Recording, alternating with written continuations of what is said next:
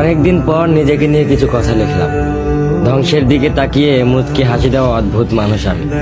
হয়তো আমি পাগল, হয়তো অনুভূতির ভিতরে কোনো এক গভীর অতল দুঃখ বাসা বেঁধেছে।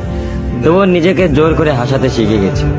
যেদিন ভেতরটা একবারে ভেঙে গিয়েছিল, সেদিনও বাইরে থেকে এক চিলতে হাসি মুখে নিয়ে সবার সামনে দাঁড়িয়েছিলাম। কষ্টগুলোকে আমি বন্ধু বানিয়েছি, একাকিত্বকে আপন করে নিয়েছি। মানুষ ভাবে আমি হয়তো সুখী, শক্ত, নির্লিপ্ত, কিন্তু তারা জানে না প্রতি রাত আমার এক একটা লড়াই। নিজেকে নিজেই বুঝিয়ে রাখি তুই ভালো আছিস, অথচ আমি জানি আমি ভালো নেই। ভেঙে যাচ্ছি প্রতিদিন একটু একটু করে, আর এই ধ্বংস হওয়াটাকে যেন ভালোবেসে ফেলেছি। আমি সেই মানুষ যে হার মানার আগে হাসে, কারণ জানি কান্না দেখিয়ে লাভ নেই। পৃথিবী শুধু শক্তদের মনে রাখে, দুর্বলদের নয়। তাই আমি অদ্ভুত, আমি অনুভূতির আগুনে পুড়ে যাওয়া নীরব যোদ্ধা।